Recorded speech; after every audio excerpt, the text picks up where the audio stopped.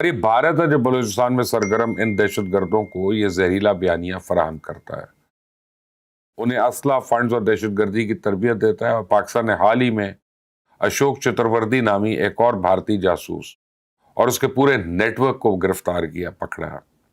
یہ لوگ social media کے ذریعے بلوچ عوام کے ذہنوں میں وفاق کے خلاف زہر بھر رہے تھے، اور اس نیٹ ورک سے منسلک سینکڑوں جعلی اکاؤنٹس کے ذریعے مہرنگ بلوچ کو مزاحمت کا استعارہ بنا کر پیش کیا جاتا تھا۔ آپ دیکھیں، جس دن سے یہ نیٹ ورک بے نقاب ہوا ہے اس دن سے سوشل میڈیا پہ بلوچستان کی آواز اٹھانے کے نام نہاد دعویٰ دار سینکڑوں اکاؤنٹس خاموش ہو چکے ہیں۔ مہرنگ کی گرفتاری کے بعد منظور پشتین کو بھی پتا چل گیا ہے کہ اگلا نمبر اس کا ہے۔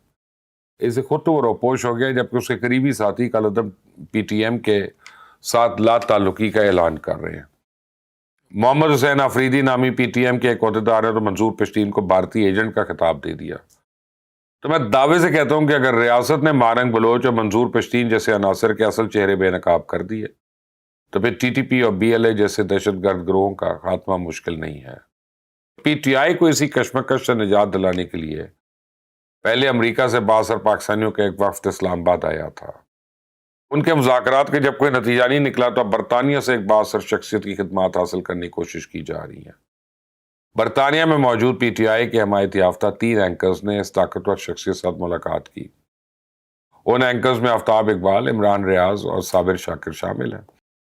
اس طاقتور برطانوی شخصیت کا نام ہے انیل مسرت۔ انیل مسرت عمران خان کا ایک پرانا دوست ہے، اور یہی وہ شخص ہے جس کے کہنے پہ عمران خان نے ہمیں 1 کروڑ سستے گھر دینے کا وعدہ کیا تھا۔ اس کے منصوبے تو بڑے لمبے چوڑے تھے، لیکن اس وقت کی اسٹیبلشمنٹ ان کو گھاس نہیں ڈال رہی تھی۔ تو انیل مسرت سے حالیہ ملاقات کے بعد صابر شاکر نے اپنے ایکس اکاؤنٹ کے ذریعے پی ٹی آئی کے کارکنوں کو خوشخبری دی ہے کہ عمران خان کی رہائی کے لیے اسٹیبلشمنٹ کے ساتھ بات چیت کے لیے ایک نئے دور کا آغاز ہو رہا ہے۔